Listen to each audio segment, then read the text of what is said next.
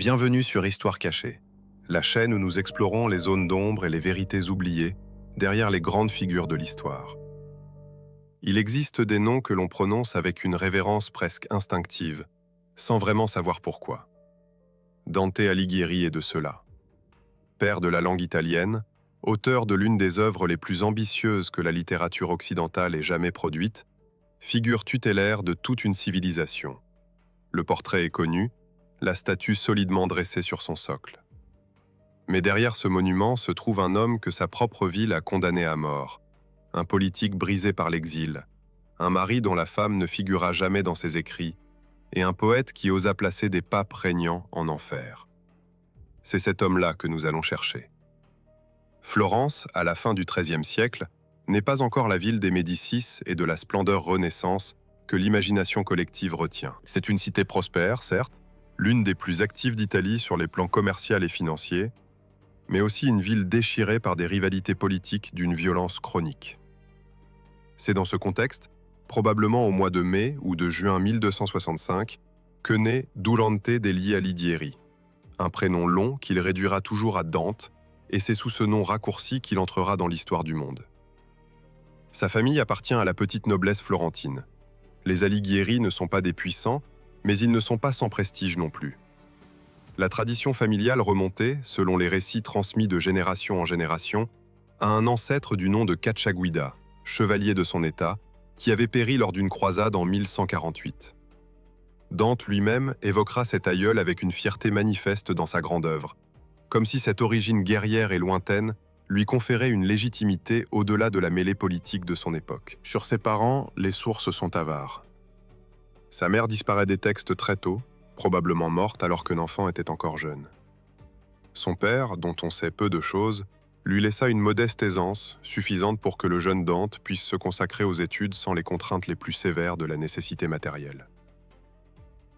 L'éducation qu'il reçoit est celle des enfants de bonne famille dans l'Europe médiévale savante. Le trivium d'abord, grammaire, dialectique, rhétorique, qui ouvre l'accès aux textes latins, puis le quadrivium, arithmétique, musique, géométrie, astronomie. Mais ce qui distingue Dante de ses contemporains bien formés, c'est l'intensité de son travail personnel. Il lit les anciens avec une avidité qui dépasse largement les programmes scolaires. Virgile, Horace, Ovide, Stace deviennent ses compagnons de réflexion autant que ses modèles d'écriture. Le maître qui compte le plus dans sa formation intellectuelle et littéraire s'appelle Brunetto Latini. Florentins tous les deux, l'élève et le professeur partagent bien plus que des leçons. Latini est à la fois érudit, encyclopédiste et homme politique, une figure qui incarne l'idéal du lettré engagé dans les affaires de sa cité. Dante le citera plus tard avec un respect profond et sincère, ce qui ne l'empêchera pas, le moment venu, de lui réserver une place dans son au-delà poétique, au nom d'une logique morale qu'il appliquera à tous sans exception, amis compris. Florence, au temps de la jeunesse de Dante, est aussi un foyer littéraire d'une vivacité remarquable. Une école poétique nouvelle y rayonne, que l'on désigne par l'expression de dolce stile nuovo, le doux style nouveau. Ses représentants les plus brillants, Guido Cavalcanti et Guido Guinizelli, sont pour Dante davantage que des influences. Il les tient pour des maîtres et des amis. Ce courant poétique transfigure la femme aimée en figure de perfection divine, fait de l'amour non pas un sentiment terrestre, mais une voie d'accès au sublime. Pour un homme comme Dante, cette esthétique n'était pas seulement un exercice formel. Elle allait devenir le cadre dans lequel toute sa vie intérieure prendrait forme, et trouverait, des décennies plus tard, son expression la plus totale dans une œuvre qui mettrait 15 ans à s'achever. Le paradoxe Dante est là, déjà visible dès les premières années. Un homme de chair et d'os, de passions politiques violentes, de convictions religieuses ardentes, mais aussi un homme capable de construire autour de sa propre existence une architecture symbolique d'une rigueur et d'une cohérence extraordinaires. La statue que la postérité a érigée n'est pas fausse, mais elle est incomplète. Et c'est dans les espaces que le marbre ne montre pas que se trouve l'essentiel. En 1274, un garçon de 9 ans croise dans les rues de Florence une fillette de 8 ans, prénommée Beatrice Portinari. Son père est un banquier florentin de bonne réputation, dont la famille habite non loin des Alighieri. La rencontre est brève, anodine en apparence. elle ne laissera pourtant jamais Dante en paix. Ce premier regard, Dante le décrira des années plus tard comme un événement fondateur, le moment précis où quelque chose s'est éveillé en lui qu'aucune circonstance ultérieure ne parviendra à éteindre. Il n'est pas rare, dans la littérature médiévale, de voir des poètes magnifier la rencontre initiale avec l'être aimé. Mais chez Dante, l'intensité du récit rétrospectif dépasse les conventions du genre. Il y a dans sa manière d'évoquer cet enfant quelque chose qui tient moins du souvenir que de la fondation d'un mythe personnel. La deuxième rencontre survient 9 ans plus tard, en 1283. Béatrice a 17 ans, elle est mariée, à un certain Simone de' Bardi, selon les sources disponibles, et croise Dante dans une rue de Florence. Elle le salue. Ce salut, simple geste de politesse dans la vie ordinaire, devient sous la plume de Dante un événement d'une portée presque cosmique. Il écrira qu'à cet instant, il comprit que nul bonheur terrestre ne pourrait jamais égaler ce qu'il ressentit. La réalité de Béatrice, ses pensées, ses aspirations, sa vie conjugale, n'entre pas dans le cadre que Dante construit autour d'elle. Elle est déjà autre chose qu'une femme. 7 ans après cette rencontre, en 1290, Béatrice Portinari meurt à l'âge de 25 ans. La cause exacte de son décès reste inconnue. Pour Dante, cette disparition ne referme pas le chapitre d'un amour impossible. Elle l'ouvre davantage. C'est dans le deuil que la figure de Béatrice achève sa transformation. De jeune femme réelle, elle devient symbole, intercesseur, lumière. Pour comprendre ce que représente Béatrice dans l'univers de Dante, il faut saisir la logique profonde du courant poétique dans lequel il s'inscrit. L'amour courtois, tel que la tradition médiévale l'a codifié, n'est pas l'amour au sens où les siècles suivants l'entendront. Il n'aspire pas à l'union physique, ni même à la réciprocité. Il est fondamentalement une élévation. Aimer une femme selon ses règles, c'est aimer à travers elle quelque chose de plus grand qu'elle. La dame devient le vecteur d'une vérité spirituelle. Le Dolce Stil Nuovo pousse cette logique encore plus loin, en faisant de la femme aimée une manifestation visible de la grâce divine. Béatrice n'est pas simplement la muse de Dante. Elle est, dans son système de pensée, la forme que prend l'amour de Dieu lorsqu'il descend jusqu'à l'homme. Cette construction n'est pas sans ambiguïté. Dante n'a rencontré Béatrice que 2 fois. Il ne lui a jamais parlé librement, ne l'a jamais connue autrement que de loin. Ce qu'il aime en elle, il le dit lui-même, c'est une image intérieure qu'il a façonnée et entretenue pendant des années. La question de savoir où finit la femme réelle et où commence la figure poétique n'a pas de réponse simple, et il est probable que Dante lui-même n'aurait pas su la formuler clairement. En 1292, il publie un premier recueil intitulé « La vie nouvelle ». Ce livre est une confession, autant qu'une œuvre littéraire. Il y retrace sa relation imaginaire avec Béatrice, commande ses propres poèmes, analyse ses états intérieurs avec une précision qui anticipe des formes d'écriture du moi que les siècles suivants développeront. La vie nouvelle se conclut par une promesse solennelle. Dante annonce qu'il consacrera à Béatrice une œuvre telle qu'aucune femme n'en a jamais reçu une semblable. Cette promesse, il la tiendra. Elle s'appellera la Comédie, et il lui faudra 20 ans pour l'honorer. Pendant ce temps, une autre femme entre dans sa vie, et sort aussitôt de ses écrits. En 1298, Dante épouse Gemma Donati, fille d'un homme politique influent de Florence. Le mariage est conclu selon les usages de l'époque. Il s'agit d'une alliance entre familles, négociée avec soin, sans que les sentiments des époux entrent véritablement en ligne de compte. Gemma lui donnera 2 fils et une fille. Le couple vivra séparé la plus grande partie du temps, et dans l'ensemble de l'œuvre de Dante, les poèmes, les traités, la comédie, le nom de Gemma Donati n'apparaît pas une seule fois. Ce silence est éloquent d'une manière que les biographes ont longtemps débattue. Certains y voient la froideur d'un homme incapable d'aimer une femme réelle.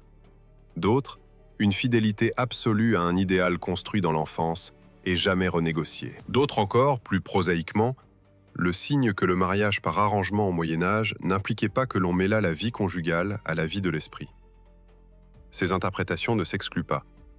Elles disent toutes, à leur manière, quelque chose de vrai sur un homme qui avait décidé, très tôt, que l'amour et la vie ordinaire n'occupaient pas le même espace.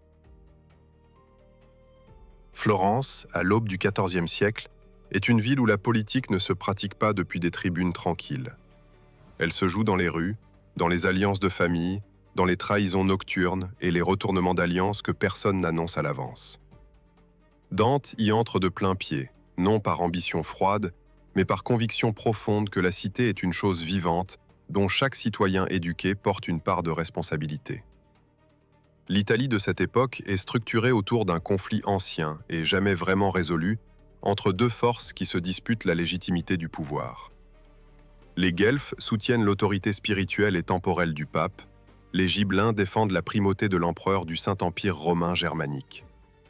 Florence est une ville guelfe, mais même au sein de ce camp, les fractures ne tardent pas à apparaître. Dans les dernières années du XIIIe siècle, le parti guelfe se divise en deux factions que l'on désigne par les couleurs noir et blanc. Les Noirs maintiennent une allégeance ferme à Rome et à ses représentants. Les Blancs, eux, défendent l'indépendance de la République florentine face aux ingérences du clergé et misent sur un renforcement du pouvoir civil. Dante appartient en blanc, et il y appartient avec toute la conviction d'un homme qui ne sait pas faire les choses à moitié. En 1300, il est élu prieur de Florence, membre du collège qui gouverne la cité. La fonction est honorifique autant qu'effective, mais elle place son titulaire au cœur des décisions politiques les plus sensibles. Dante s'en acquitte avec sérieux.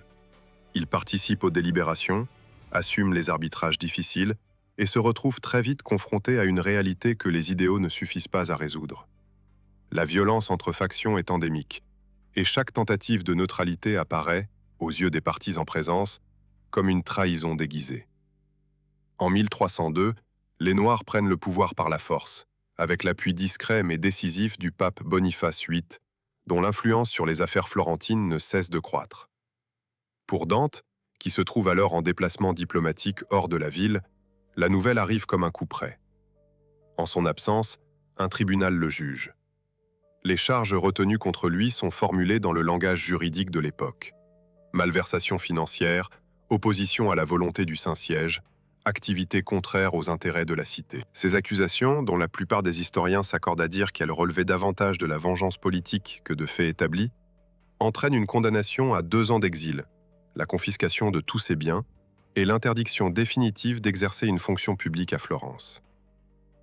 Dante ne rentre pas. Il sait ce qui l'attend.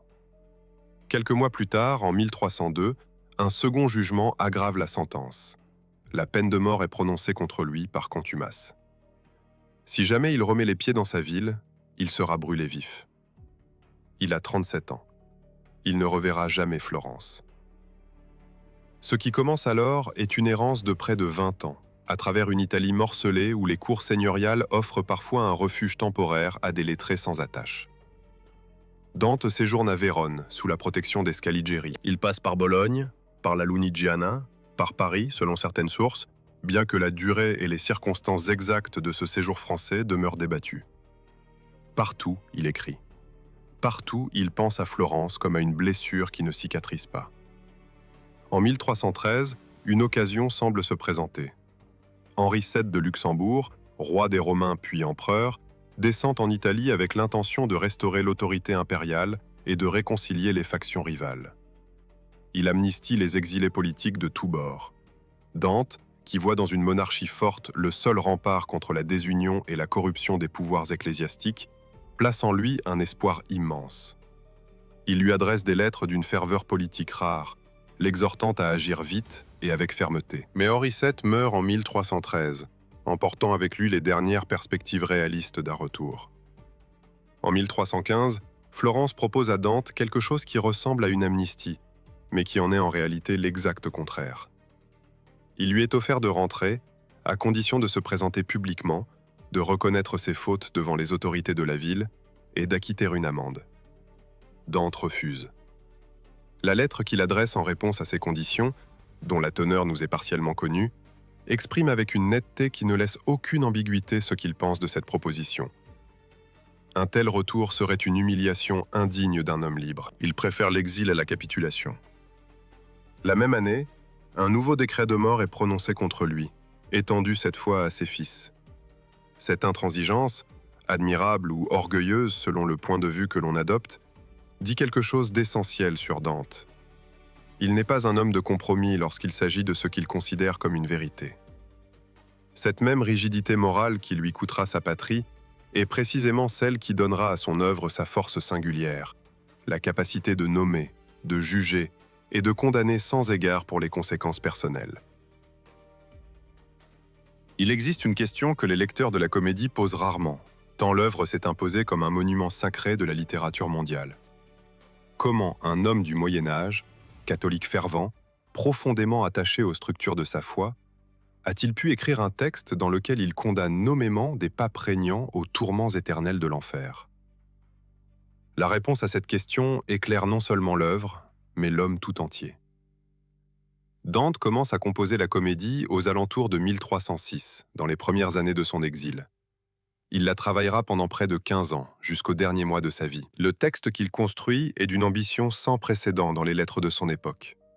Une traversée complète de l'au-delà chrétien, divisée en 3 canticles consacrés respectivement à l'enfer, au purgatoire et au paradis. Composés en langue toscane selon une forme métrique rigoureuse que Dante invente pour l'occasion. La tierce rime, enchaînement de tercets liés par un schéma de rimes en chaîne qui donne au texte sa progression ininterrompue. Le choix du toscan plutôt que du latin est en lui-même un geste politique. Les œuvres sérieuses, les traités de théologie, les textes qui prétendent à une autorité intellectuelle s'écrivent en latin. C'est la langue de l'Église, de l'université, du pouvoir savant.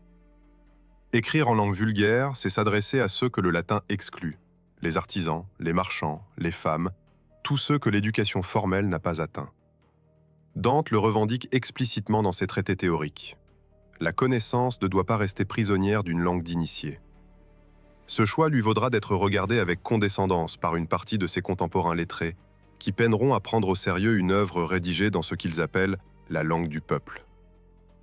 Mais c'est dans le traitement des figures religieuses et politiques que la comédie révèle sa dimension la plus audacieuse. Dante n'hésite pas à placer dans les cercles de l'enfer des hommes d'église, dont certains sont encore vivants au moment où il écrit.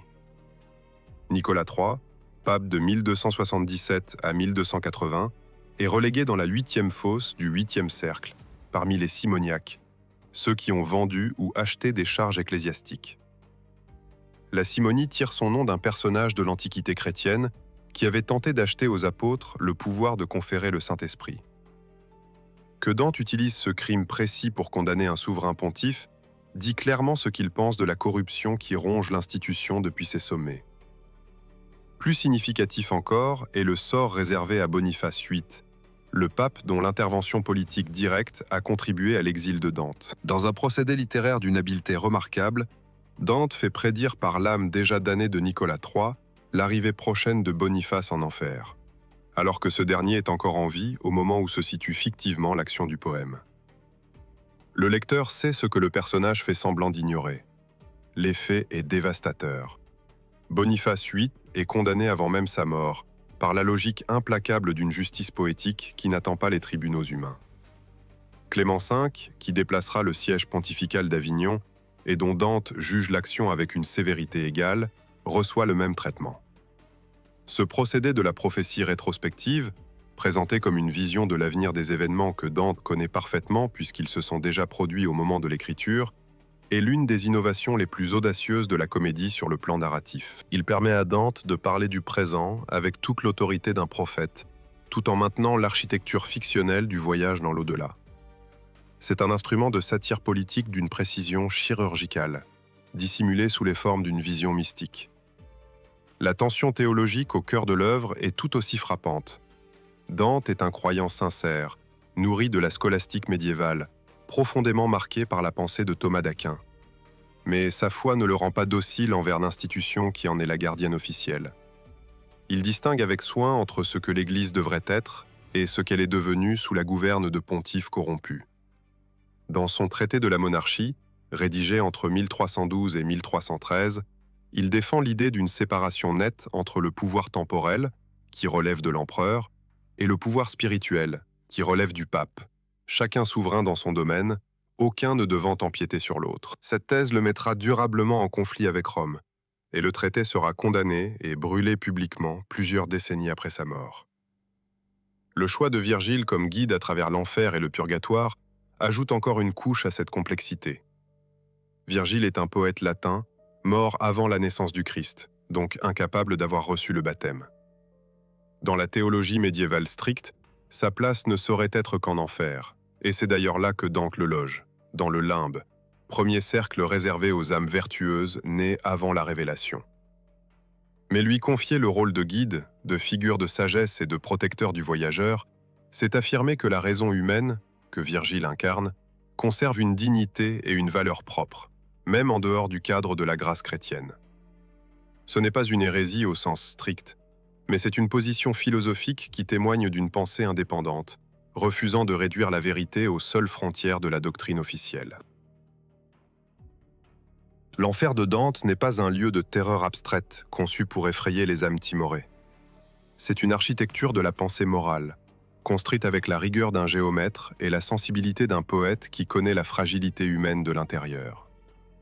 Chaque cercle, chaque fosse, chaque supplice obéit à une logique interne d'une cohérence remarquable. La peine n'est jamais arbitraire, elle est toujours le prolongement naturel du péché commis. L'enfer dantesque est moins un châtiment divin qu'un miroir, celui que l'âme se tend à elle-même pour l'éternité. La structure de cet enfer repose sur une distinction fondamentale que Dante emprunte à la philosophie morale antique et adapte à son cadre chrétien. Les cercles supérieurs, du 2e au 5e, accueillent les pécheurs de l'intempérance, ceux qui n'ont pas su résister à leurs passions, les luxurieux, les gourmands, les avares, les coléreux. Le jugement que Dante porte sur eux est sévère, mais son regard n'est pas fermé. Il comprend ces faiblesses parce qu'elles sont humaines, universelles, reconnaissables. Les cercles inférieurs, en revanche, sont réservés à des formes de mal plus délibérées, la violence, la fraude, la trahison. Plus le péché requiert de volonté consciente, plus la punition est profonde dans la géographie de l'abîme.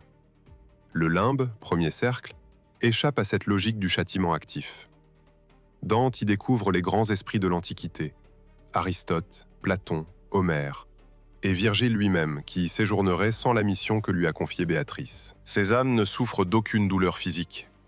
Elles vivent dans une lumière douce, dans la dignité de leur intelligence préservée. Mais elles sont privées de la vision de Dieu, et cette privation seule constitue leur peine. Une mélancolie sans fond, le manque permanent de quelque chose qu'elles n'ont jamais connu. Dante s'arrête longuement dans ce cercle, avec une émotion visible. Il admire ces hommes, il les plaint. Et il les condamne quand même, au nom d'une vérité théologique qu'il accepte sans pouvoir tout à fait s'y résoudre. Le 2e cercle est celui des luxurieux, balayés par un vent perpétuel qui les emporte sans jamais les laisser se poser. C'est là que Dante rencontre Francesca da Rimini, qui lui raconte comment elle et Paolo Malatesta, beau-frère et amant, furent tués par le mari trahi au moment même où leur amour s'avouait. Ce récit, Dante l'entend avec une émotion si violente qu'il s'effondre, comme frappé par la foudre. La scène est l'une des plus commentées de toute la littérature occidentale, précisément parce qu'elle expose une tension que Dante ne résout pas. Il condamne ces deux âmes à l'enfer, mais il leur accorde la plus belle des épitaphes poétiques. Il ne les absout pas, il les comprend. La différence est essentielle. Plus bas dans la spirale, au 7e cercle réservé aux violents, se trouve l'une des visions les plus troublantes de toute la comédie. Dans une forêt aux arbres noirs et tordus, gardée par des harpies au visage de femmes, Dante entend des gémissements sans voir personne. Virgile lui dit de briser une branche. Il obéit, et du bois brisé coule du sang, accompagné d'une voix humaine qui crie sa douleur. Ces arbres sont des âmes, celles des suicidés, qui ont exercé une violence contre leur propre corps. Parmi eux, Dante reconnaît Pierre della Vigna, conseiller de l'empereur Frédéric II, homme d'une loyauté absolue qui fut calomnié, emprisonné et se donna la mort dans sa cellule. La parole de cet arbre qui saigne est l'une des images les plus poignantes de l'œuvre. La souffrance et le langage ne font plus qu'un. Chaque mot prononcé rouvre la blessure. Dante éprouve une pitié sincère pour cet homme dont il connaît l'histoire. Mais la logique implacable de son système moral lui interdit d'en faire autre chose qu'un damné. La descente vers les cercles inférieurs s'accompagne d'une transformation progressive du regard. Dans les premiers cercles, Dante parle aux âmes, s'émeut, trébuche, défaille. À mesure qu'il s'approche du fond, ses interlocuteurs deviennent plus rares, ses réactions plus distantes. Le 8e cercle, divisé en 10 fosses concentriques appelées les bolges, est consacré aux fraudeurs, faussaires, séducteurs, hypocrites, devins, voleurs. La fraude est pour Dante un péché plus grave que la violence, parce qu'elle corrompt la raison, la plus haute faculté de l'homme, en l'utilisant contre autrui. Au fond de tout, le lac gelé de Cocyte. Là où l'imagination populaire place des flammes, Dante installe la glace et le silence. Les traîtres sont pris dans la matière comme des insectes dans l'ambre, immobilisés pour l'éternité dans la posture même de leur trahison. Au centre absolu de cet enfer glacé se trouve Lucifer, non pas le prince flamboyant de certaines traditions ultérieures, mais une créature monstrueuse et pitoyable, enfouie jusqu'à la taille dans la glace, agitant mécaniquement ses 6 ailes qui engendrent le froid qui le retient prisonnier. Il se punit lui-même. C'est peut-être la leçon la plus profonde de tout l'enfer dantesque. Le mal n'est pas une puissance triomphante. C'est une forme d'impuissance absolue, un enfermement dans soi-même sans issue ni mouvement. Quand Dante choisit d'écrire la comédie en toscan plutôt qu'en latin, il accomplit un geste dont les conséquences dépasseront de loin ses intentions premières. Il ne cherche pas à fonder une langue nationale. La notion même n'existe pas encore dans les termes où les siècles suivants la concevront. Il cherche à atteindre le plus grand nombre, à écrire une œuvre accessible à ceux que le latin exclut. Mais le résultat de ce choix sera considérable. Le toscan de Dante deviendra progressivement l'étalon à partir duquel l'italien littéraire se construira, sur plusieurs siècles, comme langue commune d'une péninsule qui ne sera politiquement unifiée qu'en 1861, soit 540 ans après la mort du poète. Ce paradoxe mérite qu'on s'y arrête. L'Italie comme État n'existait pas du temps de Dante. Elle n'existera pas pendant encore 5 siècles après lui. Mais la langue dans laquelle il écrit, portée par la force de diffusion de son œuvre, contribuera à créer une conscience commune, un espace culturel partagé au-delà des frontières des cités rivales et des principautés morcelées. Un homme condamné par sa propre ville, errant de cour en cour sans jamais trouver de patrie stable, aura forgé sans le vouloir l'un des ciments les plus durables de l'identité d'un peuple. Cette réflexion sur la langue, Dante ne la mène pas seulement en pratique. Il la théorise avec une rigueur qui n'a pas d'équivalent dans l'Europe de son temps. Entre 1304 et 1306, en plein exil, il rédige en latin un traité resté inachevé qu'il intitule « De vulgari eloquentia », que l'on peut rendre en français par « Sur l'éloquence en langue vulgaire ». C'est la première tentative systématique en Europe d'analyser les langues romanes dans leur diversité, de retracer leur origine commune et leur évolution, et d'identifier parmi elles les formes les plus aptes à l'expression littéraire élevée. Dante y recense les dialectes de la péninsule italienne avec une précision quasi ethnographique, les évalue selon des critères esthétiques et fonctionnels, et conclut qu'aucun dialecte existant ne constitue à lui seul la langue illustre qu'il appelle de ses vœux, cette langue commune et supérieure que les grands poètes doivent construire par leur art. Le traité intitulé « Le banquet », commencé vers 1304 et lui aussi inachevé, poursuit une ambition différente mais complémentaire. Dante y commente en prose italienne ses propres poèmes philosophiques, avec l'intention déclarée de mettre la philosophie à la portée de ceux qui n'ont pas accès aux textes savants en latin. Il y aborde des questions de morale, de politique, de métaphysique, de nature de l'âme et de l'intellect. Le ton est celui d'un homme qui ne sépare pas la pensée de la responsabilité. Savoir oblige à transmettre, et transmettre exige de parler la langue de ceux à qui l'on s'adresse. Cette conviction traverse toute son œuvre en prose comme un fil conducteur. Ces 2 traités, restés inachevés, témoignent d'une caractéristique de Dante que la postérité a parfois négligée au profit du seul poète. Il est aussi un intellectuel au sens plein du terme, un homme qui pense les conditions mêmes de la pensée et de sa diffusion. La comédie est son sommet poétique, mais elle n'est pas isolée. Elle s'inscrit dans un projet intellectuel cohérent dont les traités théoriques constituent les fondations. La transmission de l'œuvre commence très tôt, bien avant l'invention de l'imprimerie. Des copies manuscrites de la comédie circulent du vivant même de Dante, et leur diffusion s'accélère considérablement après sa mort en 1321. Le premier grand passeur est Giovanni Boccaccio, l'auteur du Décaméron, qui consacre une partie importante de son activité intellectuelle à faire connaître Dante au public florentin. Il prononce des conférences publiques sur la comédie, rédige la première biographie sérieuse du poète et c'est lui qui ajoute au titre l'adjectif « divine », qualificatif qui n'est pas de Dante lui-même, mais qui exprime l'admiration d'un lecteur convaincu d'avoir affaire à une œuvre d'une nature exceptionnelle. La première édition imprimée paraît en 1472, soit près de 150 ans après la mort de l'auteur. Elle sera suivie de nombreuses autres, et la comédie deviendra l'un des textes les plus copiés, commentés, illustrés et traduits de toute la littérature européenne. Sandro Botticelli lui consacre une série de dessins d'une précision et d'une inventivité remarquables. Les cartographies de l'enfer dantesque se multiplient, chaque époque redessinant à sa manière la géographie de l'abîme selon sa propre sensibilité. Florence, pendant ce temps, vit avec le souvenir de Dante comme avec un remords. La ville qu'il avait condamnée à mort cherchera, des décennies puis des siècles après sa disparition, à récupérer sa dépouille conservée à Ravenne.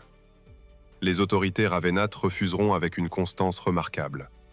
La tombe reste là où elle est, dans la ville qu'il avait accueillie sans le contraindre à aucune capitulation. 700 ans séparent la mort de Dante du monde dans lequel nous vivons.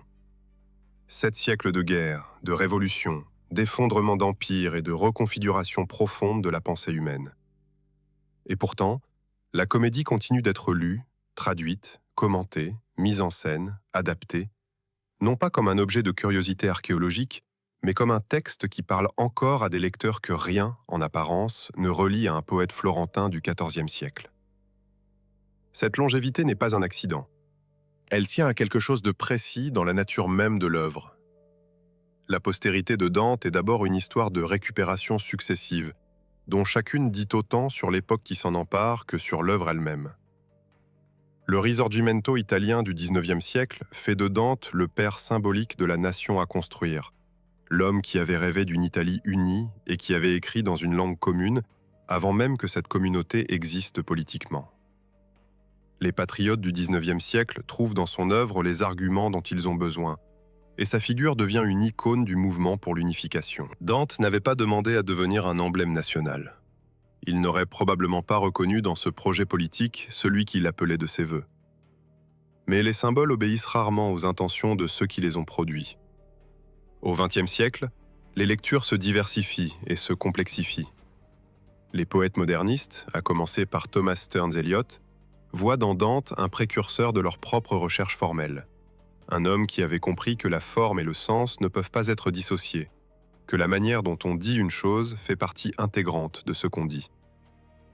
Ossip Mandelstam, poète russe qui périra dans les camps staliniens, écrit sur Dante des pages d'une lucidité fulgurante, reconnaissant dans l'exilé florentin une figure fraternelle, celle de l'artiste que le pouvoir politique cherche à réduire au silence et qui répond par la seule arme dont il dispose, la langue portée à son point d'incandescence. Cette dimension politique de la réception dantesque ne se limite pas aux hommages des poètes. La figure de l'exilé, de l'homme condamné par sa propre cité pour avoir refusé de trahir ses convictions, traverse les siècles avec une résonance qui ne s'épuise pas. Chaque époque qui connaît la persécution intellectuelle, le bannissement, la mise à l'écart violente de ceux qui pensent différemment, retrouve dans Dante une figure tutélaire. Non pas parce qu'il aurait triomphé de ses persécuteurs, mais parce qu'il a continué à écrire malgré eux, et que cette obstination a fini par durer plus longtemps que leur décret. La question de l'actualité théologique de la comédie est plus délicate. L'Église catholique a entretenu avec l'œuvre de Dante une relation ambivalente tout au long des siècles.